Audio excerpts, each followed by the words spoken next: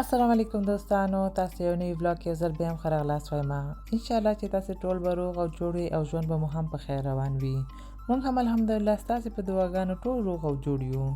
تېره اونۍ مې د خورځې 5مه سالګره وه او د هغې سالګره مې په ګډه سره ولمانځله. نو راځئ چې تاسو سره هم دا ویډیو شریکه کوم. نو یو ورځ مخکې له تګه مې اول ورته یو دانه خواږه تیار کړ چې اول مې دغه رولېټ واخیسته او په یو اندازه مې ټوټه ټوټه کړ او دا مې بیا په یو 4 کنج او شیشه‌ایي لوښي کې قطار کېښودم. ورپسې مې بیا یو قوطي دغه تیار پوډینګ یا هم فرني په یو بل کاسه کې واچوله. په سر مې ورته د 5 غټو قاشقو په اندازه ټینګ پیروی هم واچولو.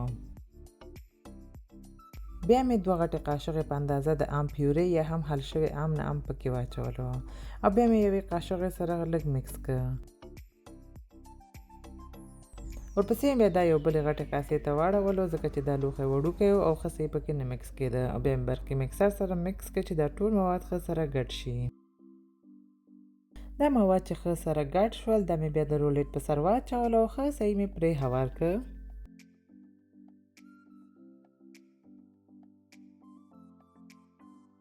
په آخر کې مې د زینت دپاره لږ میده شوي بادام، پسته او وچ ګلاب پاڼې پرې واچولې او بیا مې ترې یو پلاستیک راتاو کړ او یخچال کې مې کېښودلو. زه عموما خواږه یو شپه مخکې همدې دپاره جوړوم چې مواد بیا ښه صحیح ځان ته جذب کړي. ورپسې مې نو غوښتلو چې ماهي هم ځان سره یوسم، نو همدې دپاره مې یو شپه مخکې تیار اخته کړلو ځکه چې که وخت اخته شي نو لا ډېر خوندور راځي. نو د دې دپاره مې اول دغه ماهي چې ګورئ دا راواخیستل، اول مې پرېښوده چې یخ یې لږ ویلې شي تر څو ټوټه کول یې اسان شي. ورپسې مې بیا دا منځ نه دوه ټوټه کړلو او بیا یو غټ لوښي کې مې واچولو. دا مې بیا یو څنګ ته کېښودلو چې باقي واوره هم ویلې شي. تر هغې مې بیا مساله ورته تیاره کړله. د دې ماهي اخته کولو دپاره مې په یو کاسه کې د یوې پیالې په اندازه د نخودو اوړه واچول. بیا مې د ضرورت په اندازه مالګه، دانه‌دار سره مرچک، سره مرچکو پوډر، د رنګ دپاره مې کشمیري سره مرچک، وچه دڼیا، یو څو پلې هوږه مې هم واچوله. بیا مې 3 غټې قاشقې په اندازه سپینه سرکه او د یو دانه لیمو اوبه هم پکې واچولې. بیا مې دا ټول مواد سره ګډ کړل.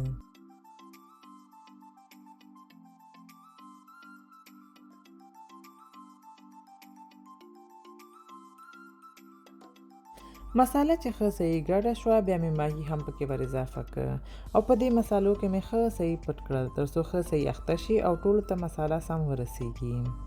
بیا مې دې نه هم یو پلاستیک راتاو کړ او یخچال کې مې کېښودلو.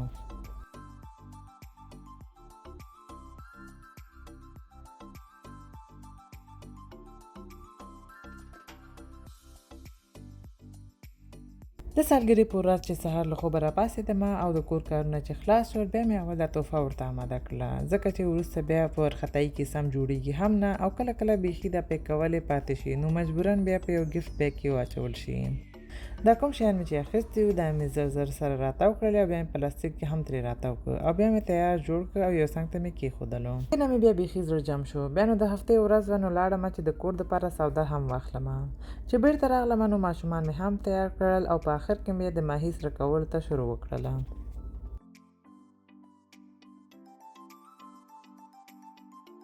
ماهي مې چې یخچال نه راوویستلو نو اول مې ښه ګډ کړ. بیا مې یو کړاهي په منقل کېښودله، غوړي مې پکې واچول او پرې مې ښودل چې سم صحیح ګرم شي. بیا یې ماهي پکې واچول او دواړو خواونه مې ښه سره کړل. منقل مې هم نه په ډېر تیز درجې باندې ایښی و چې وسوځي او نه هم ډېر کم و چې خام پاتې شي.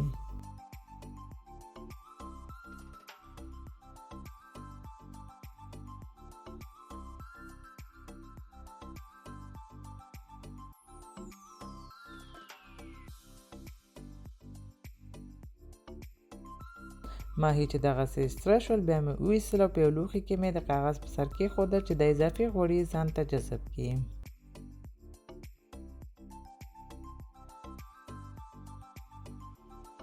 تر څو چې باقي ماهیان هم سره کېدل نو لوښی مې هم ورته تیار کړ. د لوښي په څنګونو کې مې یو څو ټوټې سلاد هم کېښودل. دې سره بیا لوښی لا ډېر ښایسته ښکاري نو زه یې عموماً په همدا شان جوړوم هم. ورپسې بیا دا سره شوي ماهیان په دې لوښي کې کېښودل. د دوی په سر مې بیا سمک نه لږ ودوړولو او د لوښي له ښایست دپاره مې یو څو ټوټه پیاز، سره مرچ، نه مرچ، لیمو ټوټه کړ او په سر مې ورته کېښودل.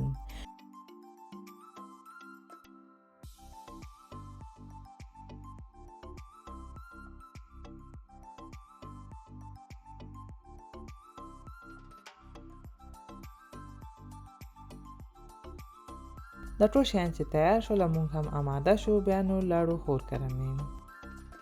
خورکۍ مې مخکې موجان سره بیخي نږدې وه یعنې بیخي سره همسایګان وو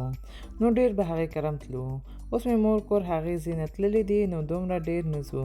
او د هغې په ځای مور کره مې سره ګورو نو همدې دپاره په دې لارې باندې به مخکې هفته کې یو دفعه خو حتما تلو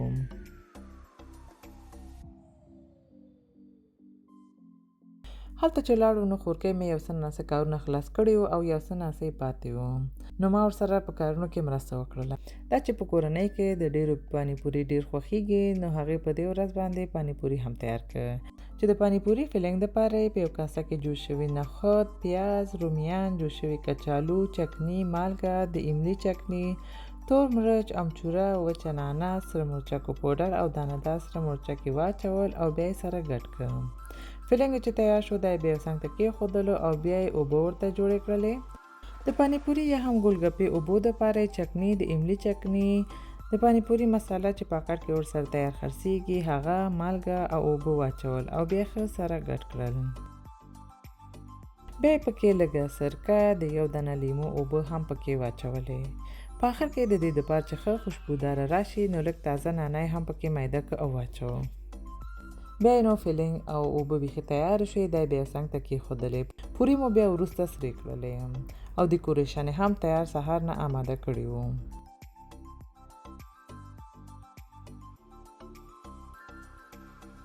ورپسې نو تر څو چې دې نور کارونه خلاصول نو ما ورته زر زر د میوې 2 لوښي آماده کړه نو د دې دپاره مې د شته میوو نه دغسې یو لوښی تیار کړ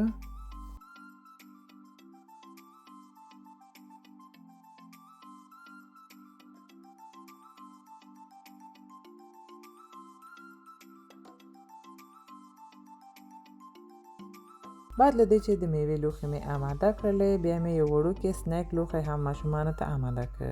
نو د دې دپاره مې چې دا کوم خواږه چې اخیستی وو دا مې ټول په دې مشقاب کې یو بل تر څنګ دغسې کېښودل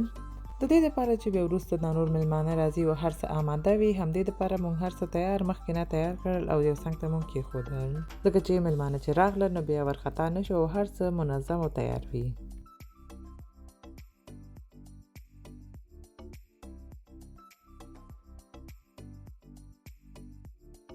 تر څو چې ما دا شیان تیارول نو هغې وریجې هم پخولو ته کېښودلې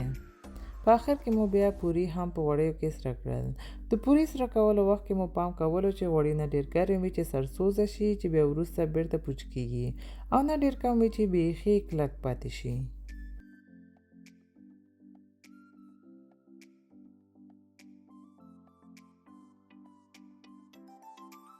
بیا نو هر څه بیخي آماده شول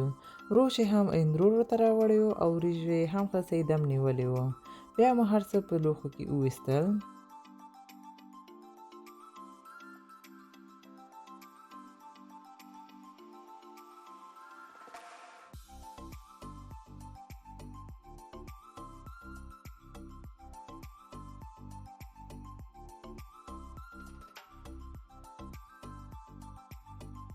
او هر څه چې تیارېدل نو اول مو په میز باندې کېښودل تر څو معلوم شي څه تیار دي او څه نه بیا مو دسترخوان هوار کړ او هر څه مو پرې کېښودل تر څو په ارامه دسترخوان باندې ډوډۍ وخورو او په دسترخوان ډوډۍ خوړل خو لا ډېر خوند کوي او ثواب هم لري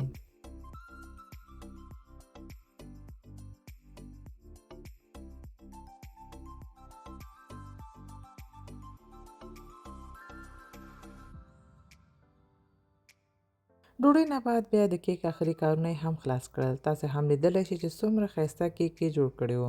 تاسې به ما نه مخکې هم اورېدلی وي چې زما خورجانه ډېر ښه کیکونه جوړوي چې د ښایست تر څنګ خوند یې هم ډېر ښه وي او بل دا چې زړه مو هم جم وي چې 100% حلال کیک دی او همدې دپاره زه هم چې کله وخت نه لرم او کیک جوړول غواړم نو کیک هغې باندې جوړوم